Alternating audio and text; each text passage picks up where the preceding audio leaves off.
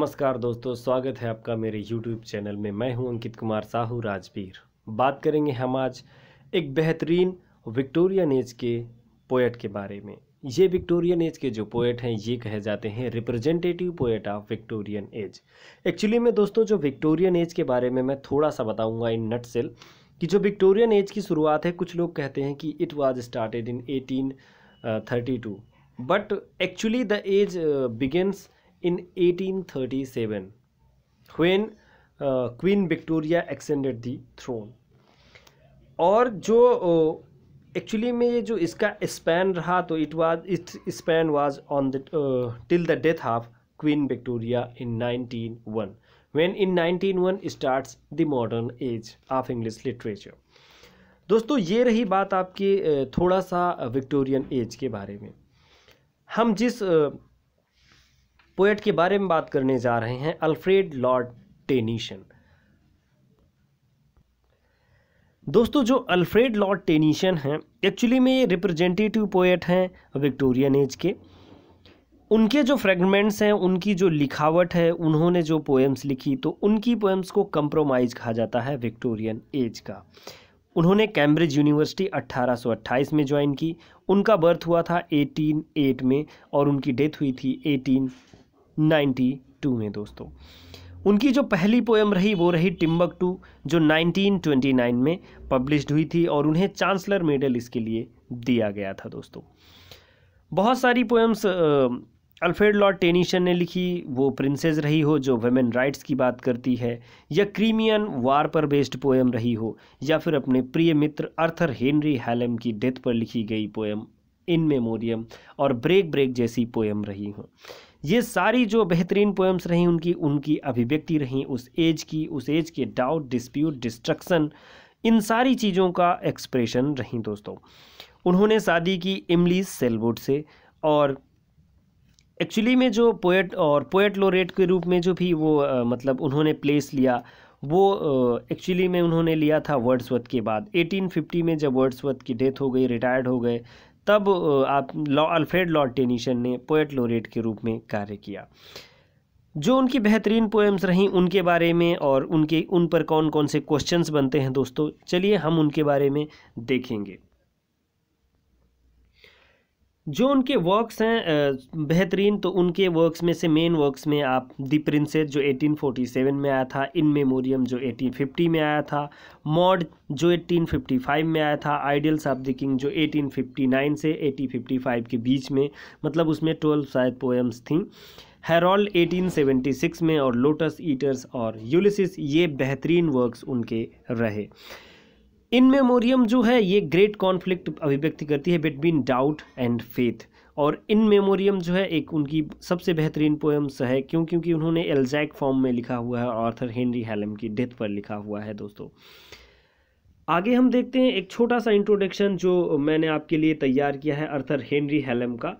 वो इंट्रोडक्शन वही उनकी लाइफ, उनके फादर और उनकी मदर को लेकर के है। दोस्तों अल्फ्रेड लॉर्ड टेनीसन 1809 में पैदा हुए और 1892 में इनकी डेथ हुई। ये मैं दोबारा से रिपीट कर रहा हूँ ताकि आपको ये पॉइंट्स याद हो जाएं। 6 अगस्त 1809 को समर्सबाई लिंकनशायर इंग्लैंड में उनका जन्म हुआ था। फिर और 6 अक्टूबर 1892 यानी कि 92 में जब वो पोएट लोरेट से वो डेथ के बाद ही रिटायर्ड हुए, यानी कि जब डेथ हो गई तो वो रिटायर्ड हो गए। 1892 हैस्लेमर सरे इंग्लैंड में उनकी डेथ हुई थी। उनकी मदर का नाम था एलिजाबेथ फिट्ज और फादर थे उनके जॉर्ज क्लेटन टेनीसन। दोस्तों एजुकेशन की जहाँ तक उनकी बात थी तो उन्होंने ट्रिनिटी कॉलेज और कैम्ब्रिज कॉलेज ज्वाइन किया था। ट्रिनिटी कॉलेज और कैम्ब्रिज यूनिवर्सिटी जो उन्होंने 1828 में ज्वाइन की थी, वहीं पर इनके दोस्त बने थे अर्थर हेनरी हैलम। इनकी जो वाइफ थी उनका नाम था एमिली सेलवुड। 1850 में इन्होंने शादी की थी। 1850 में ही दोस्तों मैं आपको एक और पॉइंट दे देता हूं कि 1850 में ही डेविड कॉपरफील्ड और विलियम वर्ड्सवर्थ का वर्क प्रिल्यूड भी पब्लिश हुआ था। दोस्तों अवार्ड के रूप में इन्हें मेडल्स, चांसलर्स मेडल मैंने बताया था, गोल्ड मेडल जो 1829 में मिला था इनकी पोएम टिम्बकटू के लिए, और पोएट लोरेटशिप से इन्हें नवाजा गया। 1850 से 1892 तक ये पोएट लोरेट के रूप में इन्होंने कार्य किया। ये रिप्रेजेंटेटिव पोएट कहे जाते हैं विक्टोरियन एरा के। दोस्तों ये कभी मत भूलिएगा, क्योंकि क्वेश्चन यहीं से बनता है कि who is the representative poet of Victorian era. तो विक्टोरियन एरा के जो रिप्रेजेंटेटिव पोएट हैं वो हैं Alfred Lord Tennyson.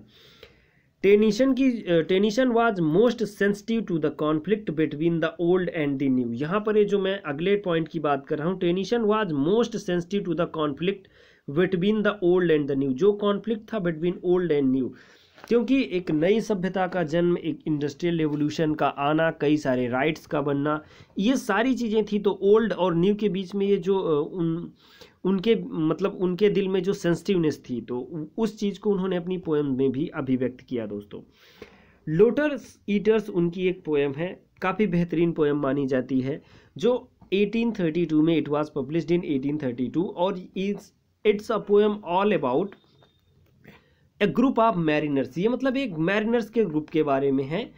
Who upon eating lotus, जिन लोगों ने जो मैरिनर्स थे उन लोगों ने ईट किया था क्या, lotus, are put into altered state, और उन्हें जब उन्होंने उस लोटस को खा लिया था तब वो अल्टर्ड स्टेट में पहुंच गए थे और आइसोलेटेड हो गए थे इस वर्ड से। दोस्तों ये कुल मिलाकर के इन शॉर्ट इन नटसेल मैंने ये बताया लोटस ईटर्स जो 1832 में पब्लिश्ड हुई थी उनकी पोएम के बारे में। पोएम उनकी है अगली द प्रिंसेस। एक पोएम उन्होंने प्रिंसेस लिखी। It was published in 1847 as a poem on blank verse. ये ब्लैंक वर्स में जो प्रिंसेस लिखी गई है, it is written in blank verse और it's all about the rights of the women. दोस्तों प्रिंसेस से क्वेश्चन बनता है कि प्रिंसेस किस बारे में है, तो princess is all about the right of the women, first point है। दूसरा पॉइंट है आपका कि इट वाज पब्लिश्ड इन 1847, यानी कि ये 1847 में दोस्तों पब्लिश्ड हुई थी और it is written in blank verse, तो ये ब्लैंक वर्स में लिखी हुई पोएम है और वेमेन राइट्स के बारे में दोस्तों बात होती है इस प्रिंसेस नाम की पोएम में। ये पूछा गया, ऑलरेडी पूछा गया दोस्तों, क्वेश्चन है। अगले पॉइंट पर हम आते हैं। Ulysses is a poem by Tennyson. Ulysses जो पोएम है ये अल्फ्रेड लॉर्ड टेनिसन द्वारा लिखी गई पोएम है। एक्चुअली में जो यूलिसिस पोएम है इसमें उन्होंने एक ह्यूमन स्पिरिट की बात की है कि ह्यूमन स्पिरिट में किस तरीके से नॉलेज को पाने की एक्चुअली में और नॉलेज को एक वर्ड को एक्सप्लोर करने की जो स्पिरिट है, यानी ये रेनेसांस टाइप की स्पिरिट है, उस टाइप की स्पिरिट की बात की है। दोस्तों आगे भी मैं भी आपको अगले क्वेश्चंस जो मेरे आएंगे उनमें मैं यूलिसिस के बारे में और भी डिटेल में मैंने लिखा हुआ है। On death of his friend, come to the next point, we are talking about the on death of his friend Arthur Henry Hallam. He wrote the monumental work titled In Memoriam. दोस्तों In Memoriam it was published in 1850. It was written on the death of his friend Arthur Henry Hallam. और ये एक monumental work है उनका Alfred Lord Tennyson का, जो published हुआ था 1850 में। अगले पॉइंट को देखें। फॉर मैन में कम एंड मैन में गो, यानी कि मैन में कम, ये लाइन्स हैं दोस्तों, मैन में कम एंड मैन में गो, यानी कि लोग इस संसार में, दुनिया में लोग आते और जाते रहेंगे, but I go on for ever, लेकिन मैं हमेशा बहता रहूँगा। ये उनकी एक पोएम है द ब्रुक। ये ब्रुक में उनकी ये लाइन्स आती हैं द ब्रुक नाम की पोएम में। मैन में कम एंड मैन में go but I go on for ever, ये द ब्रुक की लाइन्स हैं। Tennyson is famous for Victorian compromise. मैंने दोस्तों आपको बात की कि ओल्ड एंड न्यू, वो जो फेथ है ओल्ड एंड न्यू के बीच में ही हमेशा अल्फ्रेड लॉर्ड टेनिसन जो है यहाँ पर ओल्ड और न्यू के बीच में ही हमेशा फंसे रहे। तो इसीलिए ये जो है Tennyson is famous for Victorian compromise, वो विक्टोरियन कंप्रोमाइज के लिए जाने जाते हैं दोस्तों। अगले पॉइंट को हम देखेंगे। The last poem by Tennyson is crossing the बार। जो लास्ट पोएम है टेनिसन ने जो लिखा क्रॉसिंग द बार है। एक्चुअली में क्रॉसिंग द बार में एक्चुअली में उन्होंने लाइफ और डेथ स्पिरिचुअलिटी के साथ उन्होंने डील किया है। इसमें एक जो सब थीम है, मतलब सब जैसे प्लॉट्स होते हैं उसी तरह सब थीम जो है क्रॉसिंग द बार की लाइफ एंड डेथ के साथ उन्होंने डील किया है इसमें। और उनकी ये लास्ट पोएम थी दोस्तों, यहाँ पर पॉइंट करें। और जो उनकी फर्स्ट पोएम थी वो कौन सी थी जिसके लिए उन्हें चांसलर्स मेडल दिया गया था, चांसलर्स गोल्ड मेडल दिया गया था। तो वो उनकी पोएम थी दोस्तों, कौन सी? वो थी टिम्बकटू, यानी टिम्बकटू जो पोएम थी उनकी, उसके लिए उन्हें चांसलर्स गोल्ड मेडल दिया गया था, और वो पहली पोएम थी। और उनकी लास्ट पोएम थी crossing the bar. The devil and lady is a 3 act verse play. दोस्तों जो इन्होंने मतलब ड्रामाज भी लिखे, लेकिन ये ड्रामा लिखने में असफल रहे। मतलब इन्होंने जब ड्रामा में अपना हाथ आजमाया तो इन्होंने ड्रामाज को मतलब बहुत ज़्यादा सफलता से ये नहीं कर सके दोस्तों। तो इनका एक जो ड्रामा है ये 3 एक्ट वर्स प्ले है। इसका नाम है the devil and the lady, ये इस प्ले का नाम है दोस्तों। अगले पॉइंट पे आते हैं, tetanus is a dramatic monologue. Tetanus जो है इन्होंने एक पोएम लिखी, ये क्या है? Dramatic monologue. और दोस्तों इसके अलावा इनका कौन सा एक और ड्रामेटिक मोनोलॉग है? वो है ULYSSES, यानी यूलिसिस जो उनकी पोएम है वो भी ड्रामेटिक मोनोलॉग फॉर्म में लिखी गई है। अगले पॉइंट्स पर आते हैं दोस्तों, there are 56 poems in chiefly lyrical. इनका चीफली लिरिकल जो है अल्फ्रेड लॉर्ड टेनिसन्स कलेक्शन है जो है चीफली लिरिकल इनका, और इस चीफली लिरिकल में इन्होंने 56 पोएम्स को कलेक्ट किया है, यानी 56 पोएम्स लिखी गई हैं। अगले पॉइंट्स को देखें दोस्तों, the lyric break break break जो 1842 में पब्लिश्ड हुआ था। The lyric break break break it was published in 1842, expresses poet's poem on death of Arthur Henry Hallam. दोस्तों जो लिरिक है ब्रेक ब्रेक ब्रेक, ये एक पैथेटिक या प्रेग्नेंट लिरिक है, सैड लिरिक है ये, और ये लिखा गया था आर्थर हेनरी हेलन की डेथ पर। इसकी ओपनिंग लाइंस भी मैं दोस्तों आपको बता देता हूँ, break break break on thy cold grey stone, O sea if I could utter the thought arise in me. दोस्तों इस पेज में नहीं है, ये तो मुझे याद है, मैं उसी बोल रहा हूँ। Break break break on thy cold grey stone, तो ये इसकी ओपनिंग लाइन्स हैं दोस्तों ब्रेक ब्रेक ब्रेक लिरिक की, जो 1842 में पब्लिश्ड हुआ था। दोस्तों जब क्वेश्चंस जो भी आपके पीजीटी लेवल के बनेंगे, तो वो पीजीटी लेवल के ज़्यादातर मैं उम्मीद करता हूँ कि यूलिसिस, ब्रेक ब्रेक ब्रेक और इन मेमोरियम से बनेंगे। इन मेमोरियम, जहाँ तक एक क्वेश्चन इन मेमोरियम से आना तो तय है दोस्तों, इसलिए इनको आप डिटेल में भी पढ़ने की कोशिश करें। आते हैं हम दोस्तों अगले पॉइंट पर, Morte d'Arthur is a poem by Tennyson. Morte d'Arthur, इन्होंने जो पोएम टेनिसन ने एक पोएम लिखी है जिसका नाम है मोर्टे डी अर्थर, ये टेनिसन की पोएम है। इन मेमोरियम जो 1850 में पब्लिश्ड हुआ था, जो इन मेमोरियम पोएम है वो 1850 में इन्होंने पब्लिश की थी। ये एक एलेजाइक पोएम है। इन मेमोरियम कैसी पोएम है दोस्तों? ये एलेजाइक पोएम है, पास्टोरल एलिजी है। और ये किस टाइप की दोस्तों एलिजी है? पास्टोरल एलिजी है, यानी इन मेमोरियम एक पास्टोरल एलिजी है। पास्टोरल एलिजी जो इंग्लिश लिटरेचर की कुछ और फेमस हैं, उनके नाम आप लोग जानते ही होंगे। अगर नहीं जानते तो मैं आपको याद दिला देता हूँ। लेसिडस है आपकी, जो लेसिडस जिसको लिखा है आपके मिल्टन ने,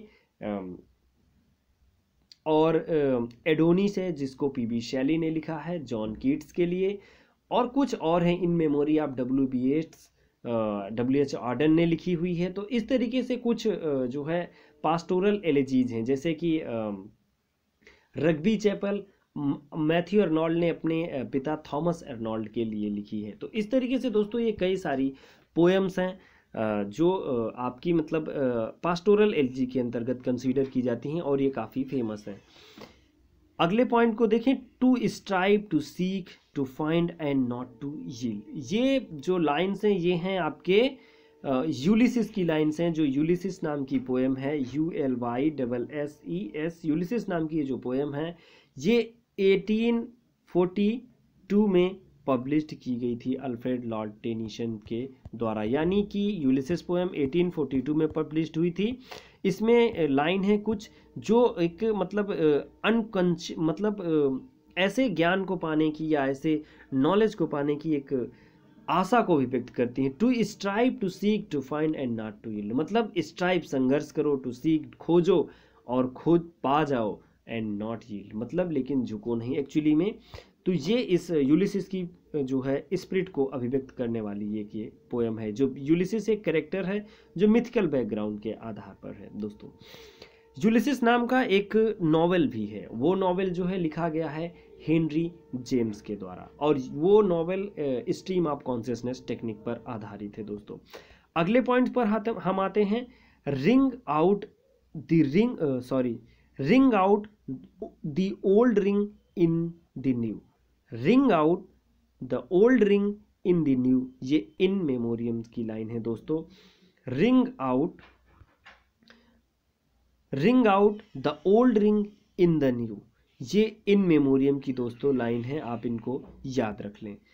अगले पॉइंट्स पर हम आते हैं दोस्तों, next to the Bible In Memoriam is my comfort. Next to the Bible, Bible के बाद मतलब बाइबल के बाद next to the Bible Memoriam is my comfort. Memoriam कौन सी? इन मेमोरियम, ये इन मेमोरियम की बात हो रही है। और ये बात किसने कहा है? ये बात कहती है क्वीन विक्टोरिया।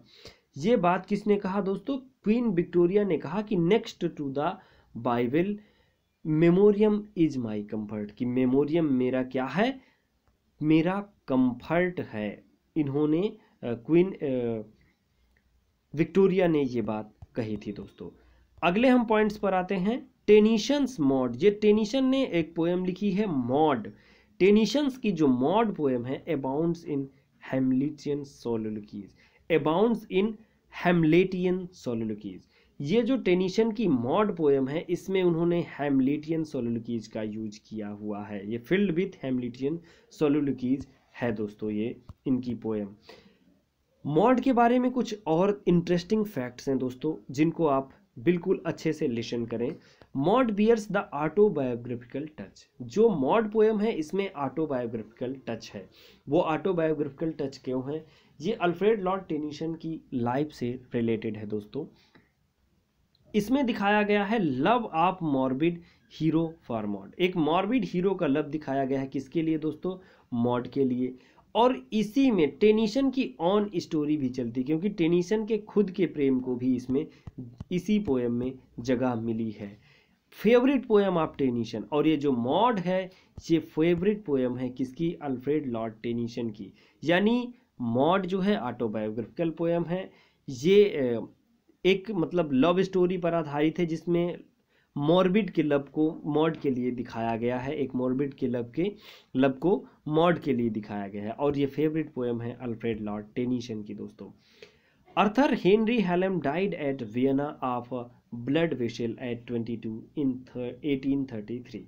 जो अर्थर हेनरी हेलम है, जो आपके अल्फ्रेड लॉर्ड टेनिसन के बहुत घनिष्ठ मित्र थे, इनकी डेथ कहाँ पर हुई थी? इन्हीं की डेथ पर इन्होंने इन मेमोरियम, ब्रेक ब्रेक ब्रेक जैसी पोएम लिखी। इनकी डेथ हुई थी वियना में। हुई कैसे थी? ब्लड वेसल के कारण। एक ब्लड वेसल यानी कि जो मतलब ब्लड का एकदम थक्का बन जाता है माइंड के पास, इनके ब्लड का कोई मतलब सर्कुलेशन रुक गया था, अचानक से ब्लॉकेज आ गया था, और मात्र 22 साल की उम्र में यानी कि 1833 में ही इनकी डेथ वियना में हो गई थी दोस्तों। ये पॉइंट आप बिल्कुल अच्छे से याद रख लें। There are 131 paragraph In Memoriam. In Memoriam जो पोएम है दोस्तों, अर्थर हेनरी हेलम पर लिखी गई है। ये पोएम है अल्फ्रेड लॉर्ड टेनिसन की। इसमें 131 यानी 131 पैराग्राफ हैं, किसमें? जो इन मेमोरियम पोएम है अल्फ्रेड लॉर्ड टेनिसन की। इसमें अर्थर हेनरी हेलम के बारे में उन्होंने लिखा है, और इसमें 131 पैराग्राफ हैं दोस्तों। आएंगे हम अगले पॉइंट्स पर। क्रॉसिंग द बार जो 1889 में पब्लिश्ड हुई थी। ये क्रॉसिंग द बार जो पोएम है, ये लास्ट पोएम है अल्फ्रेड लॉर्ड टेनिसन की। दोबारा से बता रहा हूँ दोस्तों, और टिम्बकटू उनकी पहली पोएम है, और ये क्रॉसिंग द बार 1889 में पब्लिश्ड हुई थी। और ये मतलब एक किस फॉर्म में लिखी गई है? ये एलिजी फॉर्म में लिखी हुई एक पोएम है दोस्तों। कैसे, किस फॉर्म में? एलिजी फॉर्म में लिखी गई ये एक पोएम है।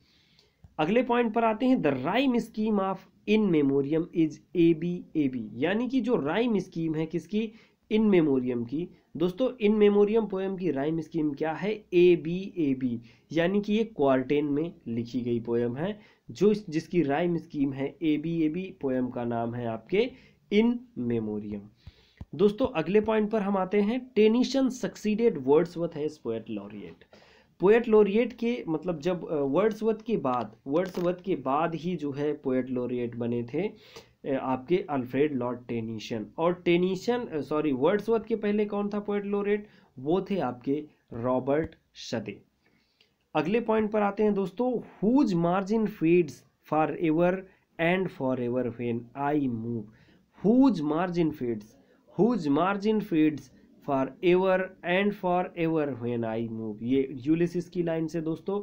इस बार आपकी पीजीटी के एग्जाम में यूलिसिस इन मेमोरियम और यूलिसिस इन मेमोरियम से लेकर के या मॉड को लेकर के पोएम आने की काफ़ी संभावना है दोस्तों, तो इसलिए इन 2-3 पोएम्स को आप बेहतर तरीके से पढ़ लें। अगले पॉइंट पर हम आते हैं, sir Bedivere figures in Morte d'Arthur. Morte d'Arthur जो पोएम है अल्फ्रेड लॉर्ड टेनिसन की, इसमें सर बेडीवर नाम के एक कैरेक्टर अपीयर होते हैं। ये क्वेश्चन दोस्तों आपके पीजीटी के एग्जाम में ऑलरेडी पूछा जा चुका है। Enoch Arden is a story of a fisherman. Enoch Arden एक पोएम है इनकी, जो स्टोरी है एक फिशरमैन की दोस्तों। ये क्वेश्चन पूछा जा चुका है और ये ऐसे ही क्वेश्चंस दोस्तों रिपीट होते रहते हैं, आप लोग ये तो जानते ही हैं। जो इनोच आर्डेन नाम की ये पोएम है, ये एक सेलर की स्टोरी पर बेस्ड है। और उस सेलर की स्टोरी क्या है दोस्तों? जो सेलर रहता है वो सेलिंग करने के लिए बाहर चला जाता है और बाहर जब काफ़ी लंबी वोयाग के बाद अपनी लौटता है दोस्तों, तो देखता है कि उसकी जो वाइफ रहती है उसकी, वो किसी दूसरे से मैरिज कर लेती है।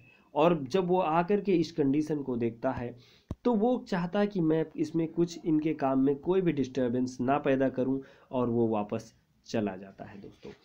ये इनोच आर्डेन की आउटलाइन रही जो मैंने आपको बता दिया। अगले पॉइंट पर आते हैं दोस्तों, मोर्टे डी अर्थर। जो मोर्टे डी अर्थर नाम के इनकी पोएम है मोर्टे डी अर्थर, इसमें कई सारे जो है इन्होंने पार्ट बाद में ऐड किए थे, जैसे विवियन, एलेन, गुवेनिवर, ब्लेयर और आइडियल्स जो इन्होंने 1885 में जो दोस्तों इन्होंने ऐड किया था आइडियल्स। इसके बारे में क्वेश्चन आ चुका है दोस्तों कि आइडियल्स इन्होंने कब ऐड किया था। तो आइडियल्स जो इन्होंने ऐड किया था वो 1885 में, और आइडियल जो है वो लास्ट है सबसे मोर्टे डी अर्थर सीरीज का। आगे आते हैं दोस्तों, हम देखते हैं अगले क्वेश्चंस को। The defence of Lucknow is a poem by Tennyson. जो डिफेंस ऑफ लखनऊ ये पोएम है, ये अल्फ्रेड लॉर्ड टेनिसन ने 1857 में लिखी थी। और ये 1857 में स्वतंत्रता विद्रोह, जो इंडियन आपका इंडिपेंडेंस के लिए जो पहले प्रयास हुए थे 1857 में, 1857 में, तो उसी थीम पर आधारित ये पोएम है the defence of Lucknow. Alfred Lord Tennyson ने 1857 में लिखा था दोस्तों। ये क्वेश्चन आपके लिए काफ़ी इंपॉर्टेंट होगा। As a playwright Tennyson was unsuccessful. और मैंने आपको बताया ही कि एज ए प्ले राइट, यानी कि जब वो एज ए प्ले राइट काम करते रहे, as a playwright Tennyson was unsuccessful. जैसे कि मैंने आपको दोस्तों पहले ही बताया है कि as a playwright Tennyson जो है अनसक्सेसफुल थे, वो सक्सेस नहीं हो पाए थे, but as a poet he was much successful. दोस्तों अगला पॉइंट है, let knowledge grow more and more but more of reverence in us dwell. ये जो लाइन्स हैं दोस्तों ये इन मेमोरियम की हैं। Let knowledge grow more and more, यानी कि ज्ञान कितना भी किसी भी व्यक्ति का बढ़ जाए, let knowledge grow more and more, knowledge कितना भी, चलिए नॉलेज को बढ़ने दो जितना बढ़ सकता है, but more of reverence in us dwell. लेकिन जितना हम ज्ञानी बनेंगे उतने ही हम अज्ञानता के करीब होंगे, उससे कहीं दुगने, उस चौगुने, 100 गुने लगभग हम लोग अज्ञानता के दूर होंगे। किसी भी आप पॉइंट को जितना ज़्यादा जानना चाहेंगे उतना गहराई से आप पाएंगे कि मैं अभी भी इसके बारे में कम ही जानता हूँ। अगले पॉइंट को देखें दोस्तों, to follow knowledge like a sinking star. जो विक्टोरियन स्पिरिट थी, विक्टोरियन स्पिरिट में जब आपने देखा ना डार्विनियन थियरी आई, डार्विन बाद ने कहा man is the result of gradual evolution. और इस डार्विनियन थियरी ने मानव के मतलब जो लोगों का भरोसा था कि man is made by God, इस भरोसे को तोड़ दिया था डार्विनियन थियरी ने। तो ये नॉलेज उस समय के टाइम पर नॉलेज को सर्च करना, मतलब साइंटिफिक डेवलपमेंट मतलब बहुत ही ज़्यादा अपने पीक पर था, और तभी लोगों का भरोसा भगवान से उठ गया। तो लोग ये सोचने लगे कि इस संसार पर भरोसा करें कि किसी दूसरे संसार पर। वहीं से ये कुछ रिलेटेड लाइन है, to follow knowledge like a sinking star beyond the utmost bound of human thought.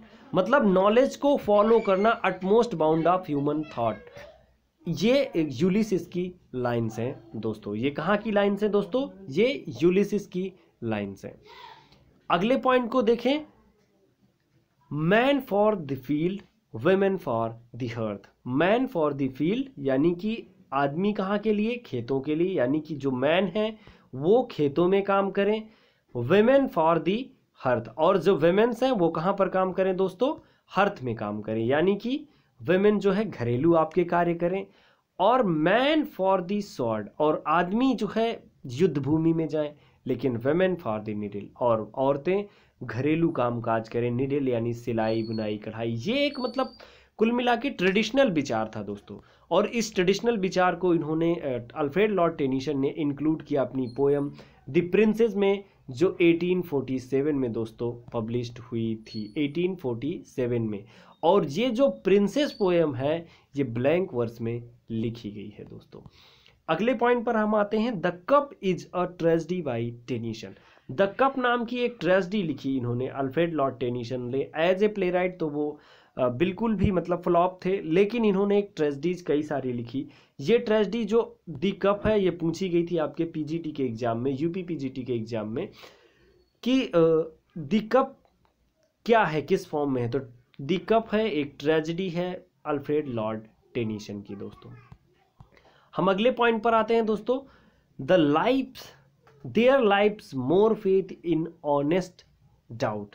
There life's more faith in honest doubt. देखें लाइन्स को दोस्तों, there life's more faith in honest doubt, believe me than in half the creeds. ये In Memoriam की lines है दोस्तों। इन Memoriam की lines को, जो जो इंपॉर्टेंट लाइन्स हो उनको आप एक बार ज़रूर फोकस करें। अपने नोट्स से भी मेरे वीडियोज़ को तो देखें ही, लेकिन उसके बाद अपने नोट्स को भी दोस्तों फोकस करते रहें। Telemachus is the son of Ulysses. जो टेलीमेकस नाम का कैरेक्टर यूलिसिस पोएम में आता है वो सन है किसका? टेलीमेकस जो है वो सन है यूलिसिस का।